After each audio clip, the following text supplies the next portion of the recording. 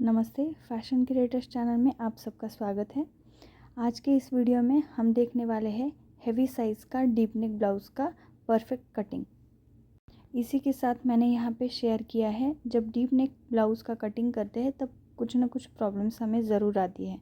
तो उसके लिए हमें क्या चेंजेस करने हैं और परफेक्ट उसे किस तरीके से कट करना है, उसके लिए कुछ टिप्स मैंने आपके साथ यहाँ पर शेयर किए हैं।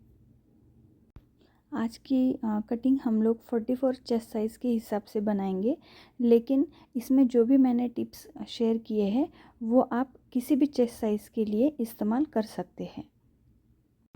तो शुरू करते हैं हमारे आज के इस वीडियो को। सबसे पहले स्क्रीन के ऊपर जो भी मेजरमेंट आपको दिखाई दे रहे हैं उस हिसाब से आज का हम लोग कटिंग करेंगे। यहाँ पे हम डालेंगे ब्लाउज़ लेंथ, उसमें 1 इंच मार्जिन का ऐड करके हमें यहाँ पे डालना है। तो मेरा है 14.5 इंचेस, तो मैंने 1 इंच ऐड करके 15.5 इंचेस पे यहाँ पे एक मार्क कर दिया है। देखो यहाँ पे इस तरीके से हम एक स्ट्रेट लाइन ड्रॉ कर देंगे। अब इसके बाद में हम डालेंगे शोल्डर का मेजरमेंट। तो यहाँ पे 44 चेस्ट साइज़ के हिसाब से हम यहाँ पे शोल्डर लेंगे 5.75 इंचेस। तो यहाँ पे नेक विड्थ हम लोग लेने वाले हैं 2.5 इंच।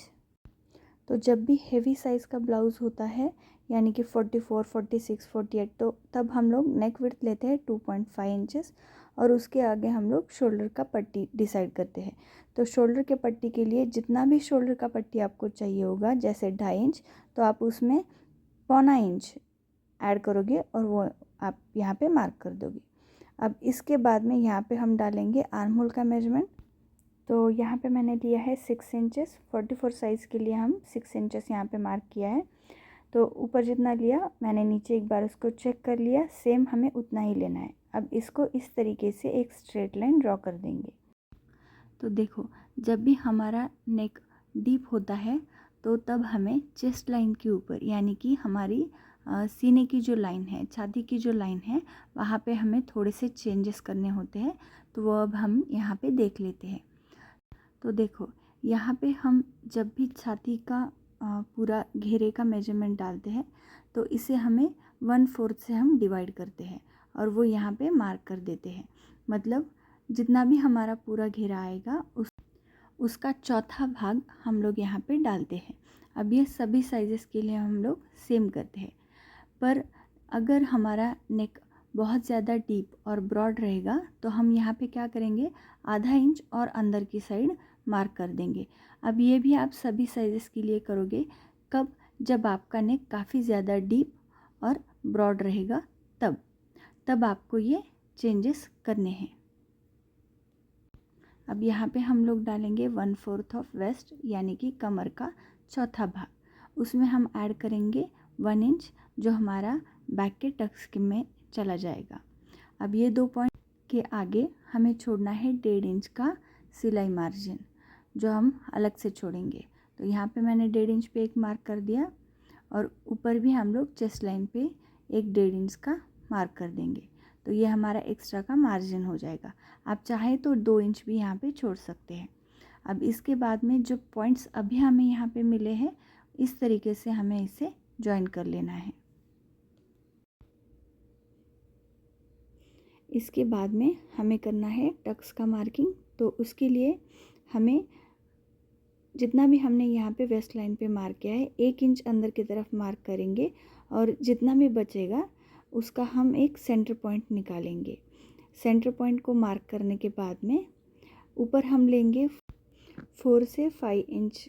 आप चाहे तो इसे 4.5 का भी टक्स यहाँ पे डाल सकते हैं। अब देखो, कई लोग 1 इंच अंदर नहीं जाते, डायरेक्टली इसे इस तरीके से फोल्ड कर देते हैं और यहाँ पे एक टक्स मार्क कर देते हैं, मतलब सेंटर पॉइंट पे। तो ये भी सही है। अगर आप इस तरीके से भी करोगे तो भी उसमें कोई प्रॉब्लम नहीं है, सिर्फ आधा इंच का डिफरेंस इसमें आता है। अब देखो, जो हम लोगों ने मार्क किया था उसके साइड में हम लोग आधा इंच पे एक मार्क करेंगे और इस तरीके से हमारा टक्स का मार्किंग करेंगे।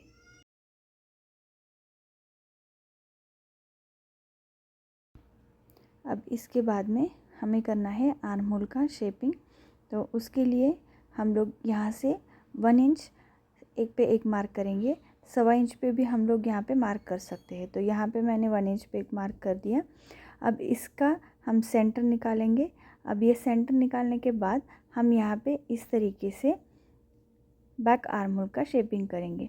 आप चाहे तो फ्रेंच कर्व से कर सकते हैं। अब ये होने के बाद में आपको सबसे पहले आर्म होल का जो राउंड है उसे चेक कर लेना है। ऊपर हम लोग आधा इंच छोड़ेंगे और यहाँ पे इस तरीके से हम आर्म होल गिन लेंगे। तो यहाँ पे मेरा आ रहा है 9.75 इंचेस, यानी कि ये परफेक्ट आ रहा है। तो मुझे चाहिए था 19.5 इंचेस, जो मेरा पूरा बॉडी का आर्म होल है। तो उस हिसाब से उसका आधा यहाँ पे परफेक्टली बैठ गया है। तो मेरा तो बैठ गया, लेकिन अगर आपका नहीं बैठ रहा होगा तो आप यहाँ पे 1/4 इंच ऊपर या नीचे इस तरीके से कर सकते हैं। तो अगर आपको आर्म होल कम चाहिए होगा, यानी कि 19 चाहिए होगा, तो आप 1/4 इंच इस तरीके से ऊपर जाओगे और उस पॉइंट से आगे हम 1 इंच पे मार्क करेंगे। ऊपर का जितना आया उसका सेंटर निकालेंगे और इस तरीके से हम लोग नया वाला आर्म होल ड्रॉ करेंगे। तो मैं यहाँ पे आपको समझाने के लिए पेंसिल से कर रही हूँ। तो जैसे मैंने समझाया कि 1/4 इंच का लाइन हम ऊपर ड्रॉ करेंगे तो हमारा आर्म होल कम हो जाएगा। पर अगर आपको आर्म होल बड़ा चाहिए होगा, जैसे 20.5, तो आपको यही पॉइंट आपको नीचे लेना पड़ेगा। बाकी के सारे पॉइंट जिस तरीके से मैंने यहाँ पे बताए हैं उस तरीके से आप कर सकते हैं। तो इस तरीके से अगर हम लोग नया आर्म होल गिनेंगे तो ये हमारा कम आ जाएगा। जैसे यहाँ पे आ रहा है 9.25 इंचेस। अगर इसको हम लोग डबल कर लेते हैं तो यहाँ पे कितना आएगा 18.5 इंचेस। यानी कि अगर कम आर्म होल हमें चाहिए होगा तो हमने लाइन को ऊपर बढ़ाया, अगर आर्म होल चाहिए होगा ज़्यादा तो हमें इसे नीचे की तरफ बढ़ाना होगा। तो इस तरीके से हम लोग आर्म होल में चेंजेस कर सकते हैं। ऊपर की तरफ आपको सिर्फ आधा इंच मार्जिन का छोड़ना पड़ेगा और उसके बाद आप इसको गिनोगे। अब इसके बाद में हमें बैक नेक का लेंथ लेना है। तो बैक नेक का लेंथ है मेरा 11 इंचेस। तो 0.5 इंच में यहाँ पे मार्जिन का ऐड करूँगी और इस तरीके से पॉइंट मार्क कर दूँगी। अब इसके बाद नीचे हम अब हमारे हिसाब से अगर हमें ब्रॉड चाहिए होगा तो आप इसे 3 इंचेस 3.5 इंचेस जितना रख सकते हैं। अगर उससे भी ज़्यादा आपको चाहिए होगा तो आप उसे रख सकते हैं। अब इन दोनों पॉइंट को हम इस तरीके से मिला देंगे। अब देखो यहाँ पे मैं कुछ पॉइंट्स आपको बता देती हूँ डीप नेक के लिए। तो अगर आपका नेक काफ़ी ज़्यादा ब्रॉड और डीप रहेगा, इस तरीके से काफ़ी ब्रॉड और डीप इस तरीके से अगर नेक रहता है तो हमारे शोल्डर गिरने के चांसेस बढ़ जाते हैं। तो तब हमें क्या करना है, 1/4 इंच अंदर की तरफ हमें नेक विड्थ लेनी है, मतलब जितनी भी है उससे हम 1/4 इंच कम करेंगे तो हमारा शोल्डर परफेक्टली बैठ जाएगा। तो जब हम इस तरीके से, मतलब जितना भी आपका नेक का पॉइंट है वहाँ से अगर इस तरीके से आप गिनोगे तो आपका जितना भी आपने चेस्ट का 1/4 लिया था, यानी छाती का चौथा हिस्सा लिया था, उसे आप इस तरीके से तिरछा मार्क करते हो तो आपका नेक कभी नहीं गिरेगा। तो ये चेंजेस है जो आप डीप नेक में करोगे। इसके बाद में हमें इस तरीके से 1/4 इंच नीचे की तरफ लाइन जॉइन कर देनी है। अब हमारा ये हो चुका है तो हम इसे कट कर लेते हैं। देखो यहाँ पे एक और मैं आपको पॉइंट क्लियर कर दूँ कि जो हमारा नेक गिरने के चांसेस होते हैं, इस तरीके से अगर हम लोग कटिंग करेंगे तो हमारे चांसेस कम हो जाते हैं। अब यहाँ पे हमें नेक का मार्किंग करना है। तो जैसे भी हम लोग ने मार्क किया था, हम यहाँ पे कोई भी नेक का शेप यहाँ पे डाल सकते हैं। जैसे आपको नीचे ब्रॉड चाहिए होगा तो आप इस तरीके से बाहर की तरफ जाके नीचे इसको मर्ज कर दे सकते हैं। अब इसके बाद में यहाँ पे मैंने बैक का पैटर्न एक दूसरे पेपर के ऊपर रखा है, जिसे हम ट्रेस करके लेंगे और उसके बाद में उस पेपर पे हम फ्रंट का कटिंग करेंगे। मैंने डीप नेक ब्लाउज़ का जो चार्ट है उसका एक अलग से वीडियो बनाया है। अगर आपको सभी साइज़ेस के लिए किस तरीके से कटिंग करनी है या फिर शोल्डर, आर्म होल और नेक विड्थ किस साइज़ में कितना लेना है, उसके लिए मैंने एक अलग से डिटेल वीडियो बनाया है, तो आप वो भी देख सकते हैं। अब देखो यहाँ पे मार्किंग करके हो चुका है। अब हम फ्रंट का मार्क यहाँ पे करेंगे। तो सबसे पहले मैंने नेक विड्थ यहाँ पे मार्क कर ली, शोल्डर का भी एक पॉइंट मैंने मार्क कर लिया और आर्म होल का भी जितना बैक में लिया था उसे भी मैंने यहाँ पे मार्क कर दिया।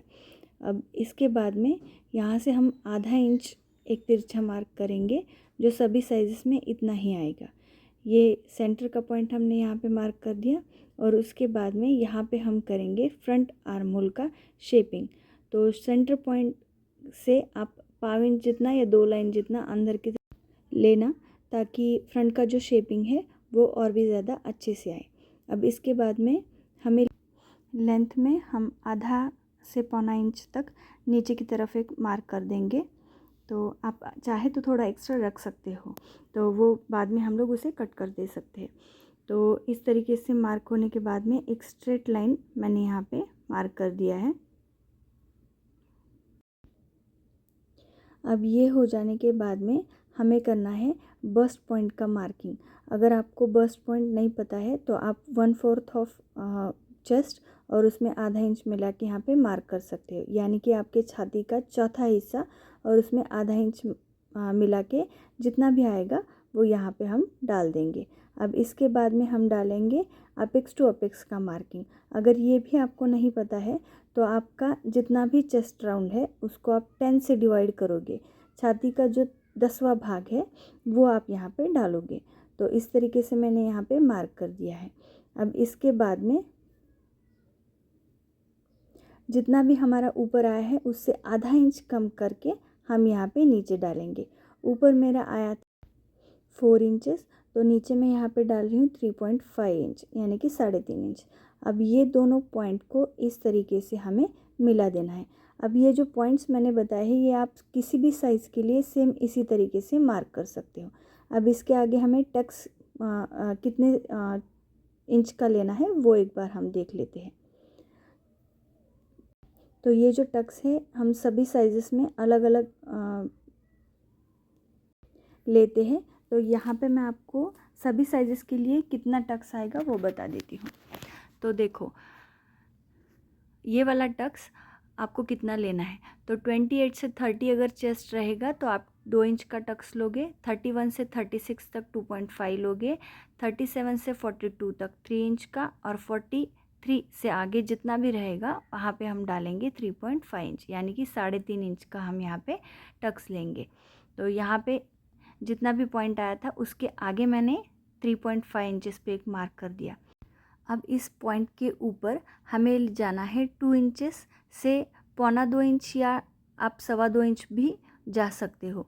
तो इस तरीके से मैंने यहाँ पे शेप कर लिया। अब जो आर्म होल का पॉइंट है उसे भी हम लोग इस तरीके से एक हल्का सा कर्व लाइन ड्रॉ करेंगे। अब यहाँ पे हमें डालना है वेस्ट का 1/4 यानी कि कमर का चौथा हिस्सा। तो यहाँ पे 3.5 इंच मैंने मार्क किया था। अब इसके आगे 3.5 इंच छोड़कर यानी कि 3.5 इंचेस छोड़कर जितना भी आपका कमर का चौथा भाग या वेस्ट का 1/4 जितना आता है वो आपको यहाँ पे मार्क करना है। तो मेरा आता है यहाँ पे 9.5 इंचेस और उसके आगे 1.5 इंच का सिलाई मार्जिन। तो ये 2 पॉइंट्स मैंने यहाँ पे मार्क कर दिए हैं। अब ये बीच वाला जो टक्स है उसे सिर्फ हमें छोड़कर बाकी का जो पार्ट है वो हमारा कमर का चौथा हिस्सा आना ज़रूरी है। तो कई लोग ये वाले पार्ट को इधर वाले साइड भी बढ़ा देते हैं, मतलब जितना हमने आगे लिया उसे इस तरीके से 1 इंच या 1.5 इंच तक हमारे सेंटर वाले लाइन को बढ़ा देते हैं और उसके आगे जितना बचेगा वो यहाँ पे मार्क कर देते हैं। पर हमने इसे सिर्फ साइड से ही बढ़ाया है। अगर आप दोनों तरीके से करते हो यानी कि दोनों तरफ थोड़ा थोड़ा बढ़ाते हो तो भी ये चल जाता है, तो भी ये परफेक्ट फिटिंग में आ जाएगा। तो ये होने के बाद में हमें जो अभी पॉइंट्स मिले हैं उसे हम इस तरीके से जॉइन कर लेंगे। तो मार्जिन वाला पॉइंट भी हमें इस तरीके से जॉइन कर लेना है। अब इसके बाद में हमें क्या करना है, दोनों टक्स की जो लाइंस है हमें उसे एक बार गिन लेना है। ये दोनों सेम आना ज़रूरी है, तभी ये स्टिचिंग में परफेक्टली बैठेगा, वरना एक कम और ज़्यादा इस तरीके से वो 2 अलग अलग बन जाएंगे। तो यहाँ पे आ रहा है 6.25 इंचेस, तो यहाँ पे भी 6.25 इंचेस हमें चाहिए होगा। तो यहाँ पे मेरा 6 इंच जितना पेपर है, आगे मैं 2 लाइन जितना कपड़े के ऊपर इसे एडजस्ट करूँगी। तो आपको इस तरीके से यहाँ पे लाइन बढ़ा लेनी है, आपका जितना भी आए। कभी कभी ये आधा इंच 1 इंच का भी डिफरेंस आता है, तो इस तरीके से आपको इसे बढ़ा लेना है और इन दोनों पॉइंट्स को इस तरीके से हम जॉइन कर लेंगे। अब इसको कटिंग करने से पहले एक बार बैक का जो पार्ट है हम इस तरीके से यहाँ पे इसको दोनों साइड के जो मार्जिन से चेक करेंगे। तो ये यहाँ पे हमारा बहुत ज़्यादा बढ़ रहा है, तो हम इसे इस तरीके से मार्क कर देंगे और मार्क होने के बाद में जो हमारा ये दोनों पॉइंट्स है, मतलब ये टक्स का पॉइंट और जो अभी हमें पॉइंट मिला, वो इस तरीके से हम यहाँ पे एक स्ट्रेट लाइन ड्रॉ कर देंगे, ताकि हम जब साइड हमारी स्टिच करेंगे तो वो कम या ज़्यादा नहीं होंगी। तो इसे आपको चेक करके लेना ज़रूरी है, अब ताकि जब हम टक्स स्टिच करें तो वो हमारा परफेक्टली बैठ जाएगा। अब इसके बाद में हमें यहाँ पे करना है फ्रंट नेक का मार्क। तो 7 इंचेस मेरा फ्रंट नेक है, उसमें आधा इंच मिला के मैंने 7.5 इंच पे एक मार्क कर दिया। ऊपर जितना भी हमने लिया था नेक विड्थ, नीचे मैंने उतना ही रखा है। आप चाहे तो इसे आधा इंच जितना नेक विड्थ एक्स्ट्रा लेके मार्क कर सकते हैं। अब जो भी मार्किंग हमने किए हैं तो इसे इस तरीके से हमें कट कर लेना है। इसके बाद में हम करेंगे स्लीव्स का कटिंग। अब यहाँ पे जिस तरीके से मार्किंग किया है, जो ये टक्स का पॉइंट है, उसे हम इस तरीके से पॉइंट मार्क करेंगे, ताकि जब हम कपड़े के ऊपर इसे स्टिच करें तो हमारे दोनों जो पॉइंट्स है एक दूसरे को अच्छे से मैच होना ज़रूरी है। तो इस तरीके से हम इसे कट कर लेते हैं।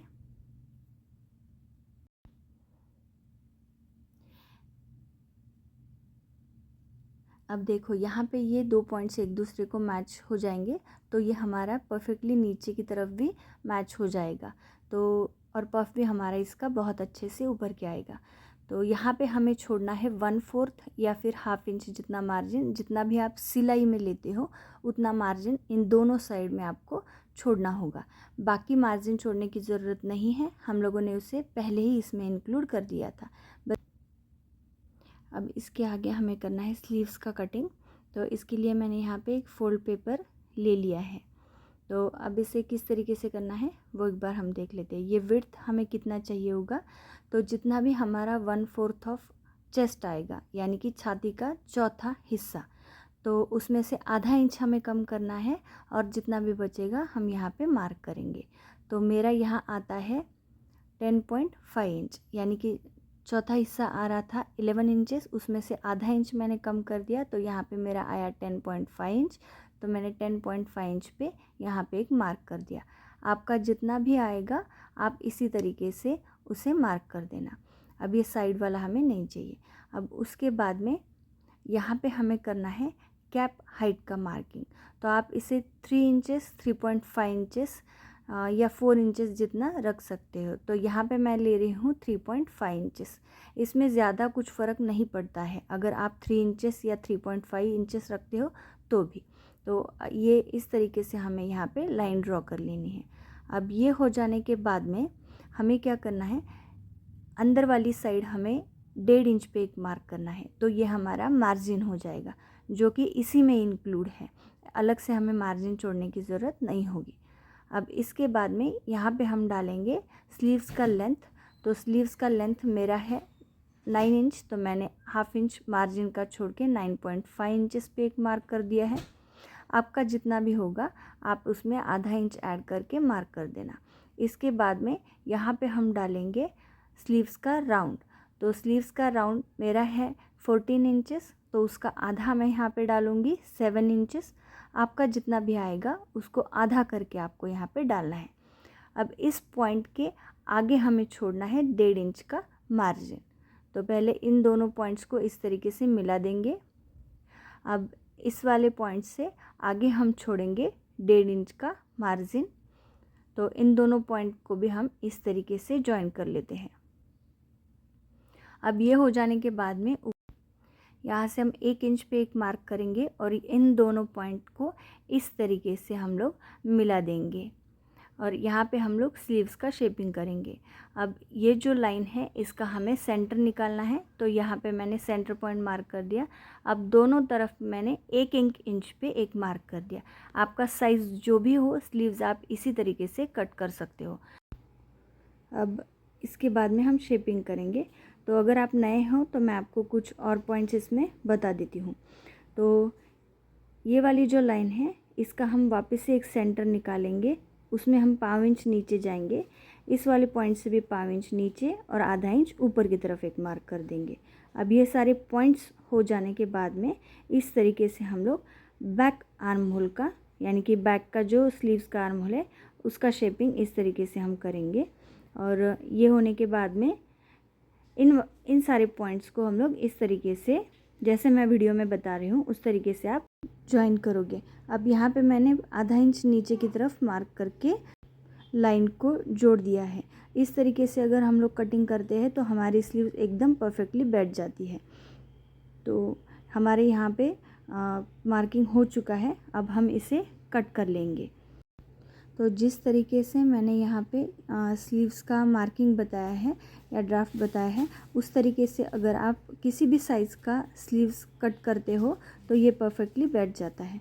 अब यहाँ पे हम एक बार बैक आर्म होल और स्लीव्स एक दूसरे को इस तरीके से मैच कर लेंगे और उसके बाद में हम स्लीव्स को कट करेंगे। तो यहाँ पे मेरा परफेक्टली बैठ गया है। अगर आपका नहीं बैठता है तो आपको स्लीव्स को कम या ज़्यादा करना पड़ेगा। तो इस तरीके से अगर स्लीव्स बैठ जाती है तो कोई प्रॉब्लम नहीं, पर अगर नहीं बैठती है तो आप यहाँ से अंदर आधा इंच, 5 इंच, जितना भी आपको कम या ज़्यादा हो रहा होगा तो आप अंदर या बाहर की तरफ उसे बढ़ा सकते हो। तो आधा इंच आपको यहाँ पे छोड़ना पड़ेगा मार्जिन का, और उसके बाद में आपको स्लीव्स को चेक करना पड़ेगा।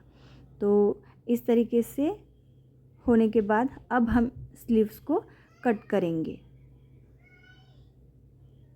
तो ये बैक का आर्म होल है, इसे हम लोग पहले कट करेंगे और उसके बाद में एक पेपर छोड़ के हम लोग ऊपर वाला फ्रंट का आर्म होल कट करेंगे। तो इस तरीके से आपको कटिंग करना है। तो यहाँ पे हमारा स्लीव्स का और ब्लाउज़ का पूरा कटिंग हो चुका है। ये बैक का पार्ट है और ये दोनों फ्रंट के पार्ट है। तो इसे अब हम डायरेक्टली कपड़े के ऊपर रख के कट कर सकते हैं, क्योंकि ऑलरेडी मार्जिन जो है हमने इसमें इंक्लूड कर दिया है। बीच वाला जो मार्जिन नहीं था उसे सिर्फ आपको कपड़े के ऊपर कट करना होगा। तो और एक पॉइंट, हमने कटिंग कर ली है, बस आपको नेक का जो पॉइंट है, मतलब यहाँ से आपको 5 इंच नीचे जाना है और शोल्डर की तरफ इसको मिला देना है, तो आपका नेक नहीं गिरेगा। तो आपको आज का ये वीडियो कैसा लगा मुझे कमेंट में ज़रूर बताना, और चैनल पे नए हैं तो चैनल को सब्सक्राइब करना।